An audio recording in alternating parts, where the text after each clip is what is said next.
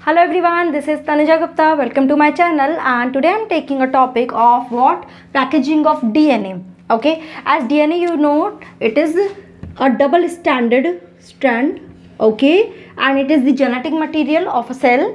Now अब ये कैसे पैकेजिंग होती है? अगर हम ह्यूमन डीएनए की बात करें तो ह्यूमन डीएनए में क्या होता है, जो नाइट्रोजनस बेसिस होते हैं, आपको अगर पता है नाइट्रोजनस बेसिस 4 टाइप के नाइट्रोजनस बेसिस होते हैं, A, T, G and C।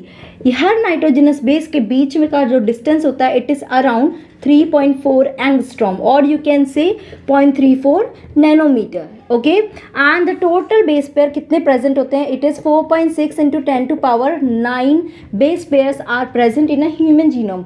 अगर मैं इस पूरे को स्ट्रेच आउट करके इसकी लेंथ देखूँ तो इट इज़ अराउंड 2.2 मीटर। ठीक है, बट एक होस्ट सेल के, एक सेल में जो न्यूक्लियस होता है जिसके अंदर ये डीएनए पैक होता है, ये प्रेजेंट होता है, वो इससे 1000 टाइम स्मॉलर होता है। It is 1000 time smaller. ठीक है, तो यानी कि इतना बड़ा साइज इतने छोटे न्यूक्लियस में कैसे पैक होगा?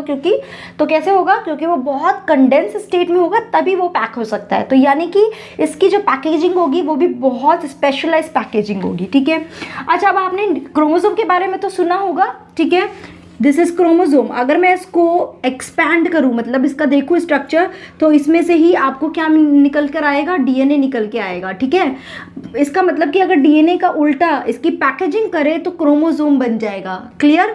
बट ये प्रोसेस कैसे, ये पैकेजिंग का क्या क्या स्टेप्स फॉलो करता है जिसकी वजह से ये क्या होता है? Ultimately highly condense structure which is what? Chromosome में कन्वर्ट हो जाता है। सो as you know, the organisms are divided into 2 broad category. One is what? Prokaryotes. Okay, and the next other is what? Eukaryotes. अगर आप जानते हैं कि prokaryotes में क्या होता है, जितने भी ऑर्गेनल्स है वो सब क्या होते हैं? Non membrane bound organelle. ठीक है, उनमें मेम्ब्रेन्स प्रेजेंट नहीं होती है। इसी वजह से क्या होता है, इस प्रोकैरियोटिक सेल के अंदर न्यूक्लियस भी प्रोमिनेंट न्यूक्लियस नहीं प्रेजेंट होता, मतलब न्यूक्लियर का मेम्ब्रेन नहीं प्रेजेंट होता या स्पेशली डिफाइंड रीजन नहीं प्रेजेंट होता कि यहाँ पर न्यूक्लियस प्रेजेंट होगा। तो इसमें डीएनए कैसे प्रेजेंट होता है? इसमें डीएनए हाईली कंडेंस फॉर्म में, एक कॉइल की फॉर्म में प्रेजेंट होता है। ठीक है, it is like this, it is present in the form of coiling. Okay, so it is present like this, and this highly coiled structure or this region is known as nucleoid. इसमें nucleus जैसी कोई structure नहीं होती है, nucleoid होता है। अब क्या होता है, ये जो डीएनए होता है ये क्या होता है, इसमें पॉजिटिवली चार्ज प्रोटीन्स होते हैं, मतलब पॉजिटिव चार्ज होता है इस पर। तो अगर इसको हाईली कंडेंस फॉर्म में होगा तो किसके थ्रू? ये कुछ आरएनए के थ्रू एक सुपर कॉइलिंग स्टेट में प्रेजेंट होता है, मतलब लाइक एक सुपर कॉइलिंग स्टेट बनाता है आरएनए के साथ। But this super coiling state it get stabilize, it is stabilized with the help of some non-histone protein. ठीक है, as well as some positively charged amino acid. Okay, so ये positive charge amino acid क्या होते हैं? ये tightly इस DNA के साथ बाइंड होते हैं। Okay, I am so sorry, it is negative charge, I am so sorry, it is because it's a acid, it is a negative charge. So ये पॉजिटिव चार्ज के साथ टाइटली बाइंड होते हैं, that's why ये जो coiled structure है ये stable structure बनती है। सो ये इतना सिंपल ही है प्रोकैरियोट्स में पैकेजिंग। बट जैसे आप जानते हो यूकैरियोट्स ये ट्रू लिविंग ऑर्गेनिज्म है, तो ऑब्वियसली कॉम्प्लेक्सिटी भी बढ़ेगी, तो पैकेजिंग भी इसका थोड़ा सा कॉम्प्लेक्स होगा। So let's have a look of eukaryote, in eukaryotes packaging of DNA. मैंने आपको बताया कि डीएनए में क्या होते हैं, डीएनए जो है वो एक न्यूक्लिक एसिड है, तो ये क्या है? नेगेटिव चार्ज, इसमें नेगेटिव चार्ज होता है इसका because of the presence of phosphate group की वजह से इसमें क्या होता है? नेगेटिव चार्ज होता है। तो ये कैसे पैक होगा? ऑब्वियसली इसको एक पॉजिटिव चार्ज के थ्रू पैक करना होगा। तो कुछ हिस्टोन प्रोटीन होते हैं, they are some histone proteins which are positively charge. Okay, कैसे होते हैं? Because they are having basic amino acid, for example lysine and arginine. Okay, ये 2 अमीनो एसिड जो प्रेजेंट होते हैं, इसकी वजह से उसमें क्या हो जाता है? पॉजिटिव चार्ज प्रेजेंट होता है. So this positive charge gets combined with this negative charge and ultimately make a condense structure, जिसको हम क्या बोलते हैं, क्रोमोसोम बोलते हैं. तो सबसे पहले ये क्या होता है, सबसे पहले जो हिस्टोन प्रोटीन होते हैं वो क्या बनाते हैं, एक ऑक्टामेर बनाते हैं. सो दिस इज द ऑक्टामेर, जिसमें ये हिस्टोन प्रोटीन जो होते हैं वो 5 टाइप के होते हैं. हिस्टोन प्रोटीन 1, H2 में भी एक और variety H2A, H2B, H3 and H4. ठीक है, इसमें से जो ये 4 टाइप है इसके क्या होते हैं, they are present in pairs, मतलब हर किसी के 2-2 फॉर्म होंगे. जैसे कि मैं इसको इस तरह से रिप्रेजेंट कर सकती हूँ. यहाँ पर ये क्या हुआ, 1 2 3 4 5 6 7 एंड 8. ठीक है, क्या प्रेजेंट होता है, H1 नहीं प्रेजेंट होता. यहाँ पे क्या क्या प्रेजेंट होता है, H2A, सबके 2-2 फॉर्म होते हैं. H2B, this is also H2B, then H3, H4 and H4. और ये क्या बना ले, एक कोर बनाते हैं जिसको हम क्या बोलते हैं, हिस्टोन ऑक्टामेर. ठीक है, ऑक्टामेर. और एक जो और नाम देते हैं इसको न्यू बॉडी. ठीक है, this is called new body. अब इसमें क्या प्रेजेंट होता है, इसमें जो हमारा डीएनए है वो इसके चारों तरफ क्या एक राउंड लगाता है, and this round is around 1.75 round, मतलब कि कंप्लीट 2 राउंड भी नहीं होते हैं. अराउंड एक तो फुल राउंड होता है और एक 3/4 राउंड होता है. इतना राउंड इसके चारों तरफ ये डीएनए लगाता है. और जितना मॉलिक्यूल मतलब जितना डीएनए लेंथ होता है, it is around 146 base pair length. ठीक है, 146 बेस पेयर लेंथ का ये डीएनए इसके चारों तरफ कॉइल करता है. मतलब आप एक समझ लो कि एक बॉल लिया, दैट बॉल इज दी ऑक्टामेर, और उसके चारों तरफ मैंने थ्रेड से 1.75 राउंड, मतलब कि टोटल पूरा 2 राउंड भी नहीं लगाए हैं. ओके, सो ऐसा राउंड लगाया तो वो थ्रेड क्या है, वो आपका डीएनए है. क्लियर. नाउ अब क्या होता है, जो ये डीएनए यहाँ बाहर निकलता है, एक तो एंट्री कर रहा है और एग्जिट कर रहा है. तो इसके बोथ एंट्री और एग्जिट पे क्या प्रेजेंट होता है, this histone protein 1, this is H1. It is present at the entry of DNA molecule and exit of the DNA molecule. ठीक है, आ रहा है समझ में. so like this it is present. and yes, one more thing. Okay, ये क्या होता है, लेफ्ट हैंडेड वाइंडिंग होती है. मतलब कि अगर ये बॉल है तो मैं इसे ऐसे नहीं वाइंड करूंगी, इसको क्या करूंगी, ऐसे. लेफ्ट हैंडेड वाइंडिंग होती है. ठीक है, and this whole unit which, उसमें क्या क्या प्रेजेंट है, ये ऑक्टामेर प्रेजेंट है, डीएनए प्रेजेंट इन H1. ये कंप्लीट यूनिट को हम क्या बोलते हैं, न्यूक्लियोसोम. ओके, एंड इसका साइज करीब कितना होता है, 10 नैनोमीटर. समझ में आ रहा है.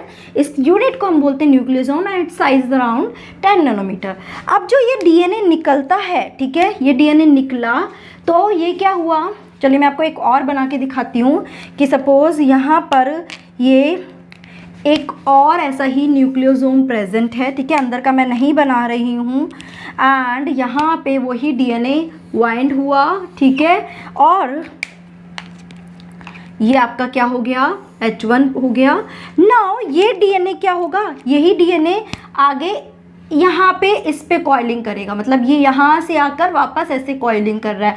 तो इतना जो पोर्शन होता है डीएनए का जो एक न्यूक्लियोसोम को दूसरे न्यूक्लियोसोम से अटैच करता है, इस पोर्शन को हम क्या बोलते हैं, लिंकर डीएनए. एंड ये अराउंड 54 बेस पेयर होता है. और इसमें क्या होगा, जो ये पोर्शन यहाँ से स्टार्ट हो रहा है एंटिल दिस लिंकर डीएनए, मतलब ये पोर्शन को एक न्यूक्लियोसोम और एक पोर्शन लिंकर डीएनए का, इसको हम कंप्लीटली बोलते हैं क्रोमेटोसोम.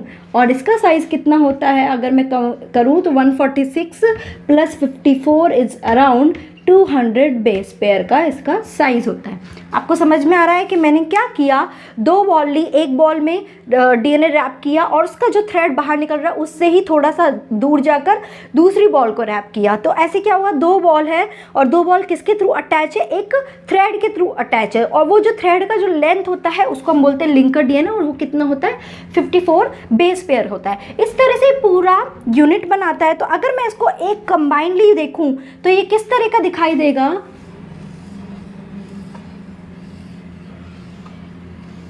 ठीक है, ऐसे, ठीक है, इसको भी हम यहाँ पे ऐसे कर सकते हैं. So it will be like this. So this is the nucleosome, okay, and this is the linker DNA. Linker DNA, fine. So ये क्या हो रहा है, it's look like a beads on string. इस पे भी कई बार क्वेश्चन आता है, what do you understand by beads on string. मतलब कि ऐसा लग रहा है कि एक स्ट्रिंग के ऊपर हमने थोड़ी थोड़ी डिस्टेंस में बीड्स रख दिए हैं. तो like this whole DNA get package. Okay, एक और चीज़ इसमें एक और चीज़ रह गई है कि जो ये हिस्टोन प्रोटीन है ये इस तरह से अरेंज होते हैं कि इसका जो हाइड्रोफोबिक पोर्शन है, हाइड्रोफोबिक क्या होता है, जो वाटर मतलब आयन से रेपेल करता है, वो आयनिक नहीं होता, वो तो सेंटर की तरफ होता है. और जो हाइड्रोफिलिक पोर्शन है वो आउटसाइड होता है, इसलिए हमें आउटसाइड क्या पॉजिटिव चार्ज दिख रहा है. आउटसाइड कौन सा चार्ज दिख रहा है, पॉजिटिव चार्ज दिख रहा है. अंडरस्टूड, ठीक है. अब ये क्या होगा, ये वाले ही बीट्स जो होंगे, ये वाले ही जो बीट्स होंगे, अगर मैं इसको समराइज फॉर्म में देखूं तो अब ये कैसे पैकेजिंग हो रही है, ये देखिए, ये आपका डीएनए हुआ. Okay, fine. अब इसने क्या किया, ऐसे बीट्स ऑन स्ट्रिंग, मतलब हिस्टोन के साथ ऐसे बना लिया. अब ये वाला जो है ये फर्दर इसमें क्या होगा, एक न्यूक्लियोसोम का H4 प्रोटीन, इस न्यूक्लियोसोम का H4 प्रोटीन जो है हिस्टोन प्रोटीन, ये इसके H3 या H2 हिस्टोन प्रोटीन, तो इसका जो पॉजिटिव चार्ज प्रोटीन है वो इसके नेगेटिव चार्ज प्रोटीन के साथ फर्दर बाइंडिंग करेगा. और उस बाइंडिंग की वजह से क्या होगा, इसमें सुपर कॉइलिंग हो जाएगी. ठीक है, इसमें फर्दर सुपर कॉइलिंग स्टार्ट हो जाएगी और ये क्या बना लेगा, इसको 30 नैनोमीटर साइज बना लेगा. यहाँ पे क्या साइज है, 10 nanometer, and it become 30.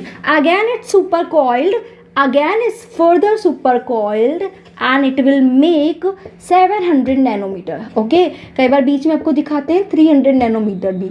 and further at last it is highly condensed and ultimately it make the, I'll show you,